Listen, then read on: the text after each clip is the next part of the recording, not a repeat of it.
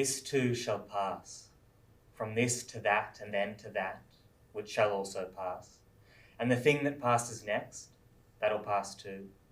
Love's lost and found and lost again, lives broken and fixed and smashed and wasted, and born again, and born again, again. This too shall pass, and that, and this, and that again. It continues passing, slips through my hands in slow motion. I miss 100% of the shots I don't take. No matter, it'll pass. And keep on passing, past the years, past the deaths and climate crises. They'll pass. We're unlikely to survive, but pass they will. We too shall pass. Our specks of human dust, consumed by ourselves, consumed by our need to consume. No matter, we'll whisper gently to each other, this too shall pass. And when we're done, when there is no more past to pass, there will be a nothingness. And in that nothingness, there, do you see?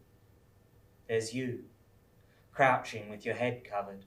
No keep cups, no zero waste challenges, no gratitude journals, no emails, no phone calls, no protests, no riots, no writing on the walls, no moon cups, no studies, no op-eds, no heart-to-hearts, no kitchen gardens, no online petitions, nor real-life petitions, nor any pleading. Nothing has helped. And you are here now, covering your head. And you are here now. You are here now.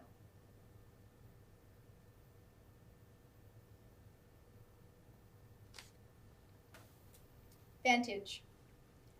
I was 8 years old the first time I went up a mountain. The ground slick, the cold crouching heavy and low around our ankles, like we were deer, and the fog some elusive hunter. Snickering sinister, hands creeping over our eyes, and we'd come all this way to see almost nothing. Weaker than the rest, and slower, I got left behind. The forest thinned, and the air thickened, and then it was only me. Heavy-limbed and shallow-breathed, the altitude rising and rising, and it felt like my chest would cave in from the closeness of the sky, whole body shivering beneath it, the weight of the world and all that. In the cable car on the way back down, eyes tight shut, the vessel swung like a pendulum. It surprised me. On solid ground, heights never unsettling, but suspended by a wire, the fear of falling gripped me completely. Like I was back at the mountain's edge, snow slippery and soft underfoot, unsteady, and suddenly rocks were dropping, crashing and splitting, like I was about to be swept away by an avalanche, buried forever under. How long?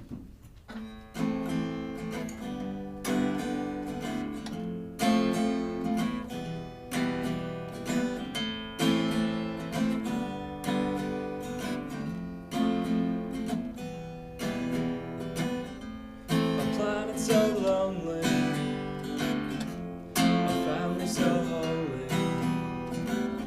The child sits and he wonders why. Oh mother, why do you cry? Oh mother, why do you die?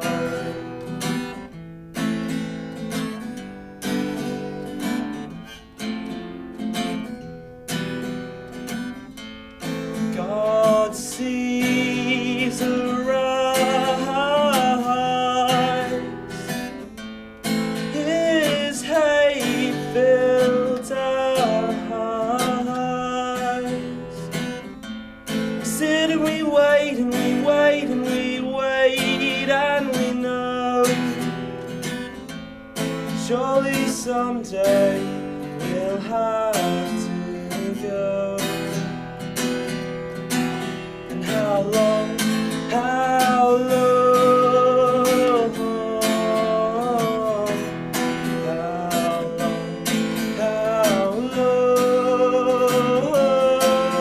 long, how long, how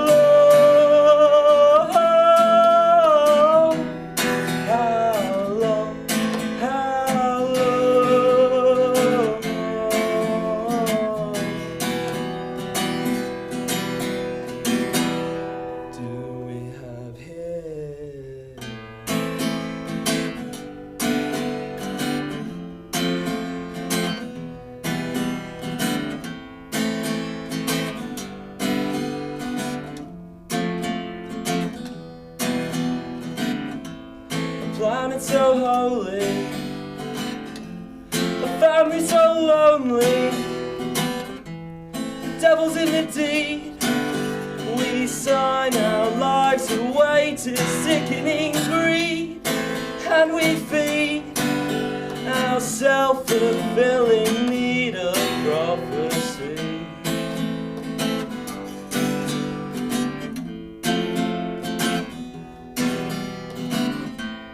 God sees arise, ashes take the places of human lives. We sit and we wait and we wait and we wait, and we know surely someday we'll have to go. And how long, how long?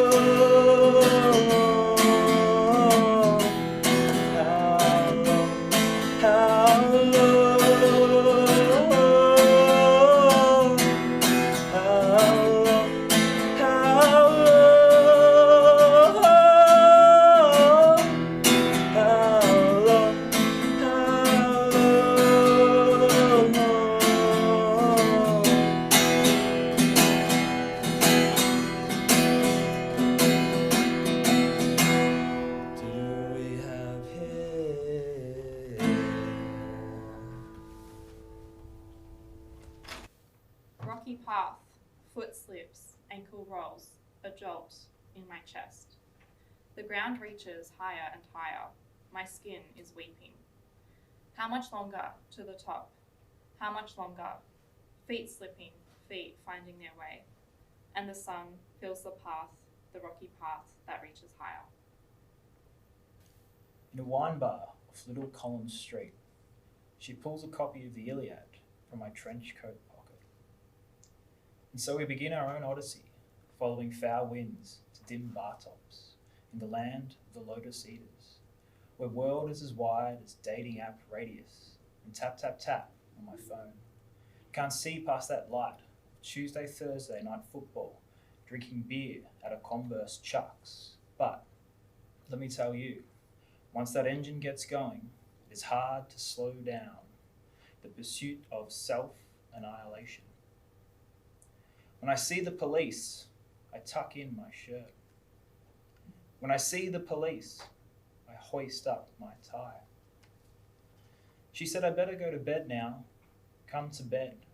She had a Matisse portrait as her iPhone background, and thousands of self-portraits in a camera roll, with only minor variations, like how Walt Disney made his first cartoons, only it is just her slowly shaking her head from side to side. But I'm trying to keep my mind out of those lower places, and so I sit there explaining the theory of relativity, like when we drove all night in far north Queensland to see the sun rise from a distant lighthouse. At a nightclub in King Street, a woman holding a clipboard gives me a look like, "Do not make me regret this." And I am not floating. It only appears that way because I am falling at the same speed as the earth. A billboard on Swanston says, "Look for Christ," and I found him on the pavement, drawn in chalk, only his name is spelt Dionysus. Wandering through dim streets, we stop to sit in a park. The wet grass makes my skirt damp. I can barely see you, darkness like a cloak around you, your smile flashing every now and again. We chat quietly in this strange place to sit, not ready to go home. Then, crunching gravel, dog barks like a scream. To the right, a car screeches to a stop. To the left, claws unearth soil, tumbling towards us. We run, ankles twisting in heels. Heart beat, beat, beats. A gruff voice calls the dog back just before it reaches us with its gnarled grin. The car pulls away. In that moment, the two had seemed connected somehow. My brain tied them together into a dark conspiracy of kidnap and attack. I'll I'll never know what was going on, whether the man and dog were trying to scare us, or just didn't see us there. We laugh it off and part ways. Later, you text me. That was weird. Are you okay? You were always checking in like that. Like the time we were drinking after work, and your boyfriend threatened to run onto the road. My face flushed, knowing he didn't mean it, but worrying he did. A sick kind of joke that was. You messaged me to apologise on his behalf. He's the kind to pass off poor taste as irony, when in fact it's just being an asshole. What I would do to get back your last text to me, which said you equals, and then the angel emoji. It disappeared when my iPhone died. Thanks a lot, planned obsolescence. When I scrounge for memories, this one in the park always emerges. Strange encounter. I still feel like I'm there, sitting in the dark, smell of grass and soil, and you, in front of me. If I reach out, I could touch you. Global leaders. Two men stand in a photograph, shoulder to shoulder. Black suits hang from broad shoulders like shrouds before a funeral. But there is no decorum here. These global leaders smile. From jackets that stop short just below their waists, hanging open to reveal crisp white shirts, bright ties that point purposefully to the zips on their pants. These men who speak and smile so much tell me they have dicks without a word. Their weapons are as wide as their shoulders and as long as their ties. These men wear their power like an erection in party attire. Their fake smiles are no more convincing than their fake tans. But their power is persistent, insistent, always visible, presented first, with each body-to-body encounter in every full frontal photograph. Both men stand tall, performing their power through a curtain of camouflage. Yet it is their fleshy, sweaty misogyny that is frightening, as they walk dick first to meet and manage this planet. Thank you. You reminded me of a time I'd forgotten when we lived in that cell block apartment. We cooked dinner and danced to just the two of us. And how I forgot to unlock the bathroom door after I closed you inside it. You said it was 3 hours before you knocked the door down. Sometimes I forget to pay attention because I'm dreaming about the roots of the trees underground, shaking hands and telling stories. And I would forget and you would forgive me, but to my defense, you messed up too, like that time you mistook my backpack for a urinal. You often say nothing means anything, but if me forgetting meant you remembering, then doesn't that mean something? I remember when I bought tickets to see the Strokes, but for the wrong city the night before, and now it really hurts me to hear their music.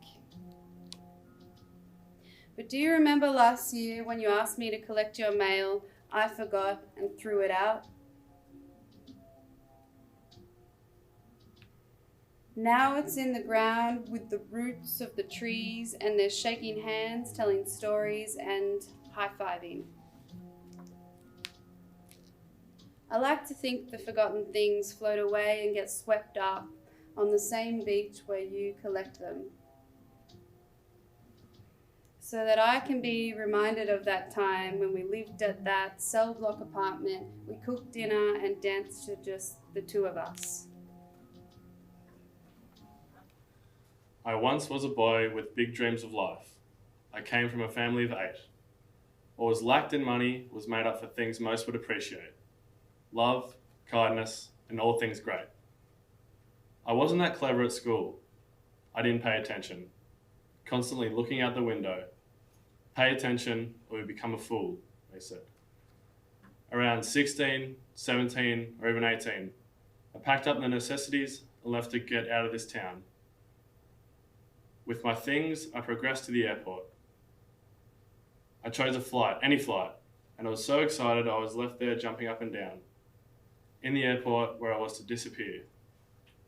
I've got to go, flee, move, escape. I've got to get out of here. It was with great gusto I boarded the flight. I sat down and relaxed in my window seat.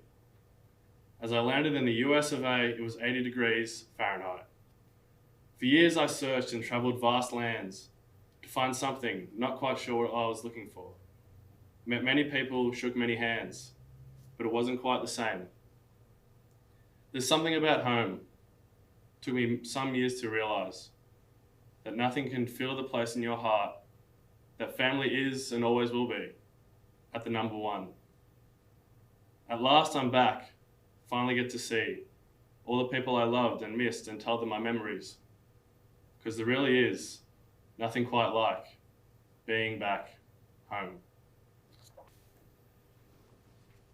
Cigarettes and coffee. Cigarettes and coffee used to be enough. Of course it was enough for us. You see, I never thought I'd become something that I'm not. But everybody does. It's the inevitable truth. I walk past the place I was born and feel a certain kind of sorrow, an unspeakable love with a place and a face and a memory of a past dream. What a thought. What a thought indeed. And I try to erase it, but it clings tighter than half-burnt cigarettes to old skin. And it began with the park, the old park, where we'd get high and drunk with you. Feeling the ecstasy of youth wash over me all at once, I forget my name, my place, while we fall over crooked whims on Saturday pinks. The city is not rich or poor. It is simply us in a fleeting moment of politics, poems, and ideals. Our own self-obsessed ideals. And they told us we were first of 1,000 to run the walls. And we believed it. Breathing the truths of a world we thought we understood. Stumbling through wreckages as black turns to blue. Believing, breathing, stumbling, repeat, repeat, repeat, repeat. And broke, oh so broke. I sell the only thing I'll never get to own. But you can't erase a writer, no matter how hard you try. And try you might. Trying so desperately to stand out, be different. And I promise you, world, I'm different, I think. And we continue with the wild hair and maddening eyes into the dawns of new days.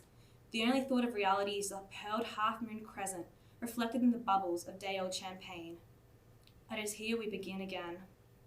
Rolling dice with the forgotten Christ at twilight, we'll gladly smoke out heaven in a picture-perfect painting turned grey, with each day spinning faster than the next. We're born witness to a whole new generation of non-believers. We lose control for a moment of pleasure. We grow and we change, asking ourselves the same questions every day. Do you like the person I've become? Do you like the person you've become? And before I know it, you whisper you love me in a drunken daze. And I believe it. Within the tick, tick, tick of another second loss. And I was lost. Lost and happily lucid in a haze of deception. Because everything I ever did, I did for you. I did for your smile, your art, your questions, always you. But where were you when I was on my knees, breaking apart inch by inch, begging you to listen, to notice me? Look at me, I'm growing up without you. You're drinking your whiskey and smoking your dope, and I'm growing up without you. But you're not listening. And I don't think you've listened in a couple of years. And things start to change the older we get, and before we know it, we're moving to suburbs where madness lays down to die. And while we're pondering on meaning with a universal sigh, life keeps slipping by, reminding us that we know nothing, and everything has turned to nothing in the blink of an eye. And the only fucking thought left in my mind is that the cigarettes and coffees used to be enough. Caught by the wind of a sudden desire to leave, to be free, to experience more. I've never wanted silence so much, the bangs and clangs and screams of a city always wanting more. Surrounded by concrete walls, and smoky breaths, so I left. I set sail many weeks or even months ago, packed my stuff and upped and left. For it was something I've always wanted to do, to get lost yet be free out in the open ocean. At home, I could never find peace. I never knew what this was, not then, not ever. At least I thought this was the case. The sea is a kind of emerald green, connected to a sky that knows no bounds. It is so soft and calm, and everything I look for. The more I sail, the more the mind starts to wander. Lonely, just me, trekking across the sea. I look around, still surrounded by blue. A picture of serenity. But when I cast my eyes across the water, I feel myself start to crumble. As I search and reach the horizon, there's nothing out here but I. But on the ocean, you're never truly alone, accompanied by my thoughts, my many thoughts. Both good and bad, elated or somber, I never am truly alone. At night I lay awake. It's often hard to sleep, for those nights used to be spent chatting, laughing and loving. Now at night I see the darkness as it swallows me whole. My thoughts start to weaken, my mind is not all there. The days or weeks continue to pass. It's hard to keep count. I now avoid looking out across the ocean, for what was once so picturesque is now just a beacon to remind me that I'm alone. I began this journey out on the open water to get away, to be free, to escape reality. But now I lay awake each night in fear that reality may be escaping from me. What is money worth? When the rivers run dry and the dams are empty and the lakes are gone and the ice has melted. When the oceans are black and the seas are red and the beaches are rancid and the waves are tall and all-consuming. When the rains are acid and the snow is ash and the clouds are green and poisonous. When the earth is baked and the trees are fried and the winds are seared and the skies are burning. When the forests are empty and the leaves are black and the fields are broken and the mountains are cracked. When the deserts are dead and the savannas are sterile and the tundras are gaseous and the wetlands are turbid. When the flesh of every herd has rotted and the bones are bleached and the pastures are empty. When the sounds of nature have died and the smells have metallicized and the floodwaters drown the wildflowers before they even have a chance to sprout. We will remember the days of crystal clear, bubbling brooks and seaside holidays and summer rain and golden wheat fields and green grass and buzzing bees and bird song and lowing cattle and misty peaks and shady glens and blossoming meadows and big baby eyes peeking through the leaves and know that that is what money was worth. Roman gods shift the winds around us, window shades clatter, their teeth bared, their bodies furiously jolt towards me. I am never more thankful for a pane of glass. The valley where our bodies lay separate generates its own climate, barren and echo-prone. Surrounded yet abandoned, my arm smooths the fabric and coats the valley in snow. Fingers had circled my skin like a gladiator in battle. My body felt like the arena's sand, stomped and doused with frightful consequence.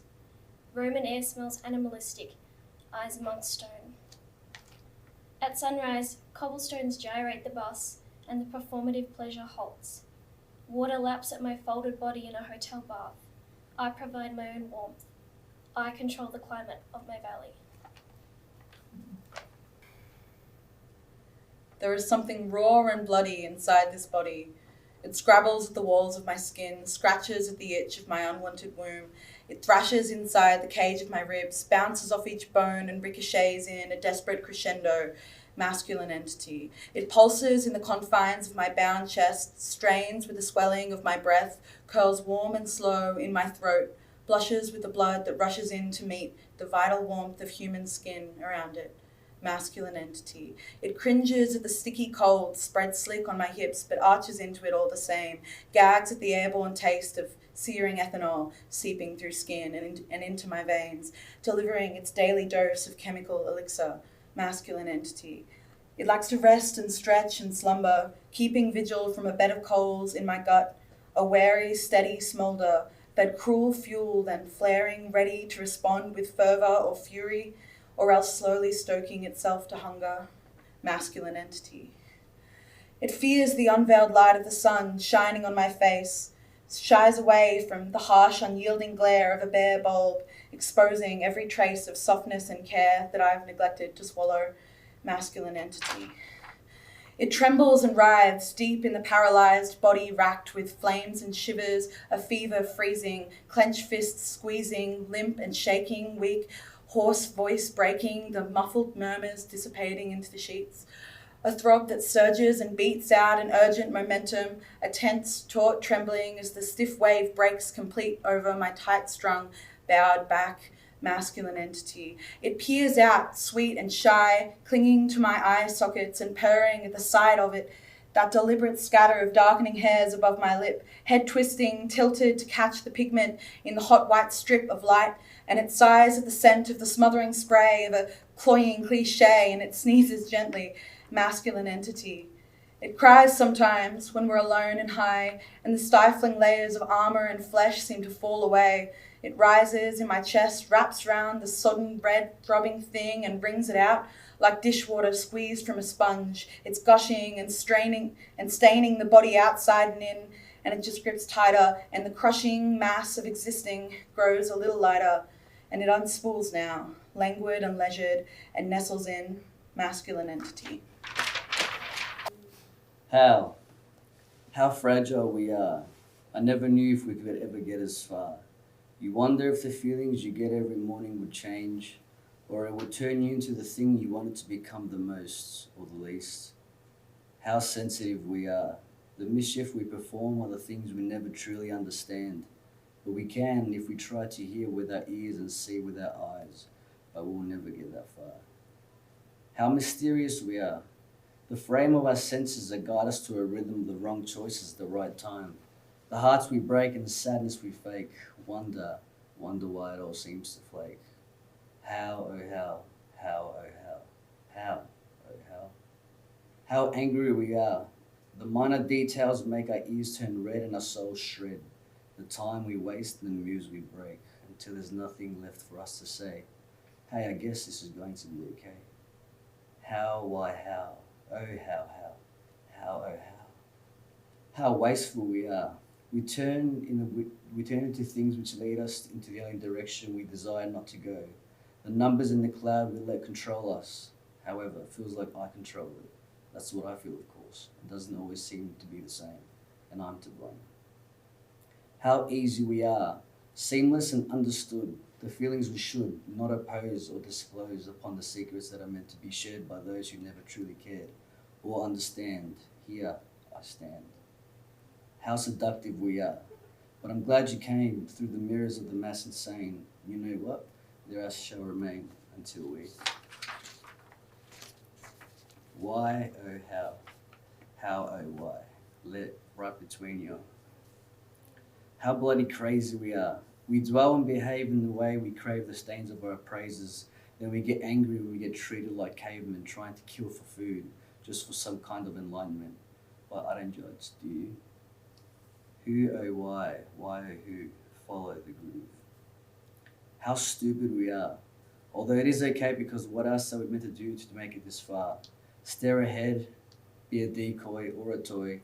I'm just a boy, so teach me if you want me to behave like some kind of toy. How afraid we are. The vibrations coming from our faces are packed with the same ammunition as a metal gun, ready and steady to kill just for fun. But it's not the same, and I'm going insane. Insane. The blame? Insane. How lonely we are. We make stories to make us feel better about our worries, and they believe us. But do you know what? That's okay, because that's the game we play. How, oh how, why, oh how. Let me tell you how. How intriguing we are. We let these circumstances get in the way of our priorities. We let people try and affect our modes and systems, but we do not let them fry our whys or our desires. How, oh how, why, oh how, I'm telling you now. How interesting we are. Moments come and go, but we hold on to them like gold. I find it to be amazing. We're the only creatures that can do that, and people seem to forget. That bugs me. How amazing we are. We feel pain, but the pain goes away once we know to worth for the pleasure of another living thing. And it doesn't bother, phase, or disrupt our lives, but it's still pain. How indulging we are. We take and we feed, but we understand what it takes to be yourself. Me, you, and everything around. The things that need to be upside down. Why, when, never. How should I? Very clever. How swift we are. We get judged by the things we want to be judged about, then pretend we never knew. How can that be so new? It is a Western feeling to the people that live in the systems of uncertainty, my certainty. I'm telling you, don't let me lose. Watch, learn, forget. How adaptive we are. The symptoms we let us get in the way of the things we never wanted. But perhaps that's the thing we need and we want at the same time, but we never think. How okay we are. No one realizes the truth, not even me, but what else is there? Rambling and gambling. Rambling and gambling. Gambling and, you guessed it, gambling. How content we are. Blood sheds and women and children cry, but we're waiting to die. It's okay because we are all punished by the curse of time. So we have to make do with this glue of the universe, and I like it. Why don't you? Why? How? Lie. How comfortably comfortable we are. The minor details can make or break our day, but it's not your choice. It should be, but it's not, and that really hurts. Not really. Let me tell you something. Be glad that it comes and goes. No one has the answers to playing your chances to the sound because it's not here. Why should we fear? I'm numb and dumb. Don't beat on my drum. Let me unsoothe your motives. Become a low, be a high. Tell me why. Kiss the sky, you fool. Thanks. All my memories seem to be killing me.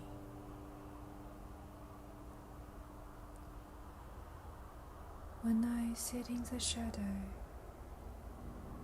the wind rises.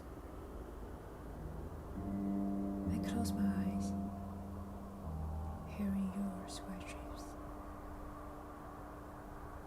The blue door shuts with the song of the cicadas. I know it is still summer. The Mario stars.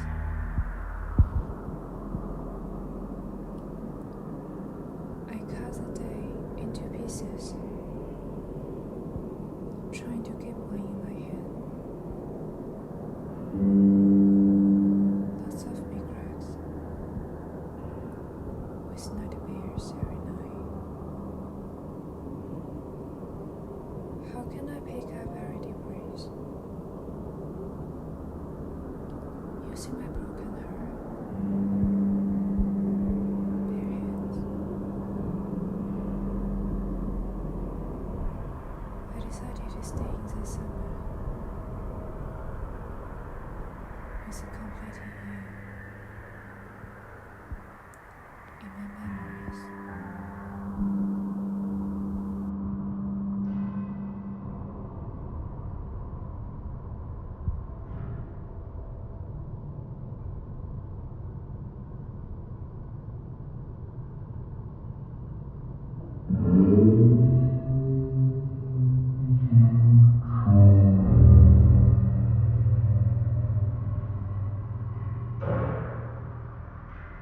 You and the seasons. When you left, my heart turned brown, with slight hints of warmth still clinging on, like autumn leaves falling to the ground. I still can't believe you're really gone.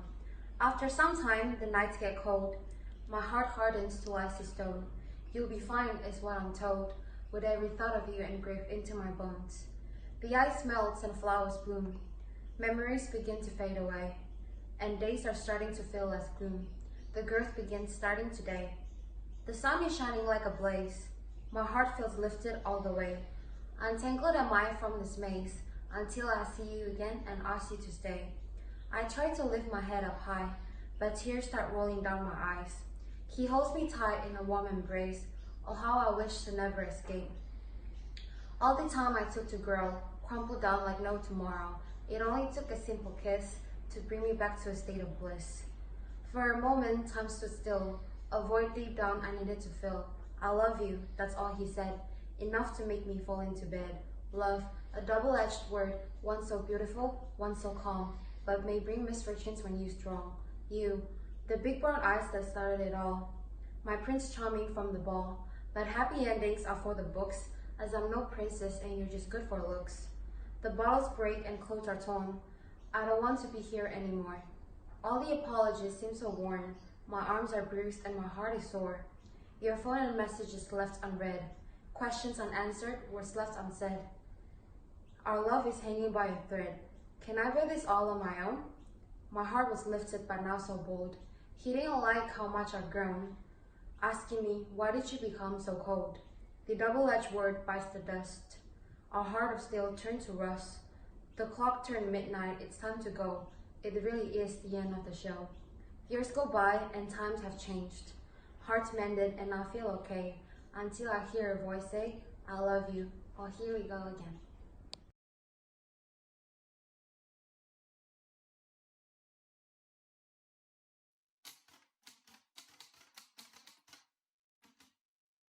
I don't know a thing about you.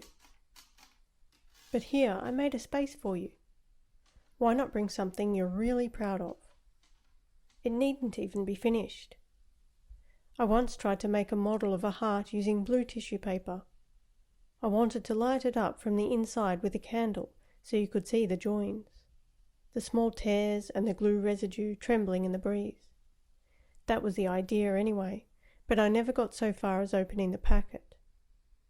Now it sits in a drawer as a concept. It doesn't always matter when things don't turn out as you plan. I wrote a poem. I've called it Doing Stuff with Food.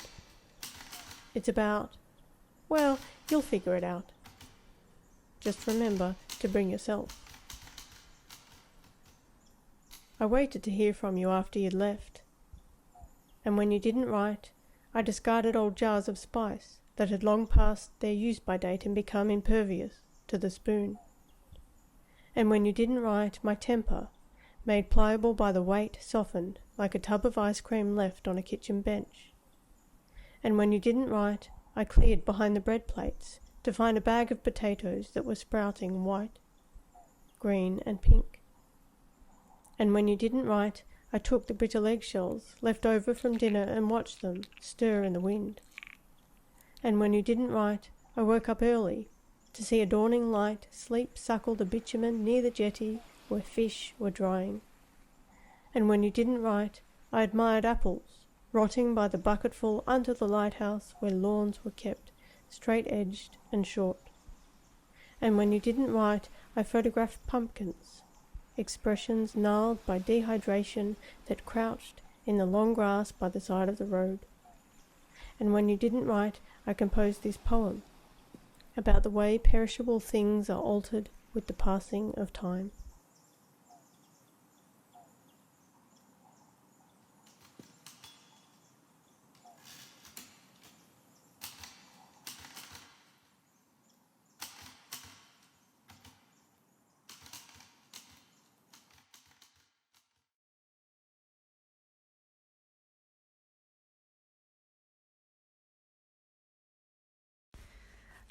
Loud, lively, rambunctious little kids play. They are the kids who boast with their excited large interiors that don't quite match the pint-sized exteriors they behold. My mouth hangs at a visible awe at those kids. You see, I was never that kind of kid. I was another type. Mouth sewn shut, lips sealed so tight. Quiet read the big, bold, branded stamp in the middle of my forehead. Are you a mouse? Speak up. Can't hear you. What did you say? Raise your voice. With little curly pigtails pulled back too tight and gap-riddled gums awaiting the poke of an adult smile, I would cover my little plump pink lips with my stubby little hands and shake my head furiously. I was aware, and fearful of the moments in which my tongue would trip over my words.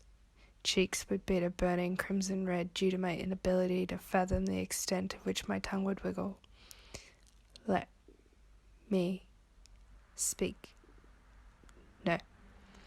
She's soft-spoken, they would chime, and I sat with my head stuck between my small knobbly knees, because that is the only place I found myself feeling truly safe, wrapped amongst the body that was too quiet to speak up. Big brown wide eyes dart back and forth, watching as the boisterous kids run amok. Just maybe the frailness would extend to the overconfident kids. Just maybe a peculiar curiosity would peer its head to my absurd nature, because the too quiet kid is not just that, right? Too quiet.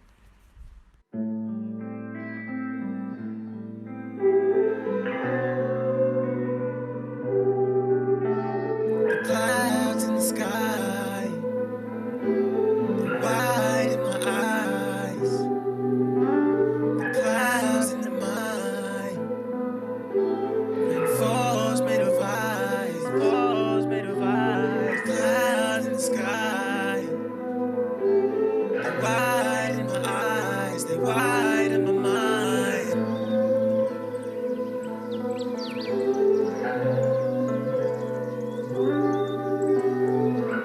Maybe I still loved you, but I had to move on. We can't have everything in this world, and that's a lesson we all hate, but grow from. Try to bring your mind to places that you loved and thought was lost. Do it all the time, I'm feeling like a don. Head over the table for the words, for the songs, ding dong. Everybody stays, it's always for too long. But I like it like the smell of a fresh croissant. Push me so I see and ask you where you've gone and come from. Nooks and crannies, blow the dust straight off. Yeah, I love to fuck hard, but the conversations really get me off. Thoughts with thoughts. I love how y'all speak, cause it's never soft. Bend my mind to new realities, like the clouds when the wind picks up. Oh, that's right, I forgot. Lost my train of thought. If you're stuck in trains of thought, get off at grass, put on a mask. Look up to see there's a whole lot going on. Clouds in the sky, birds flying by, the tears in your eyes, why did they reside? Maybe you're still in love, but you gotta move on. We can't have everything in this world, and that's a lesson we all hate but grow from. So try to bring your mind to places that you loved and thought was lost.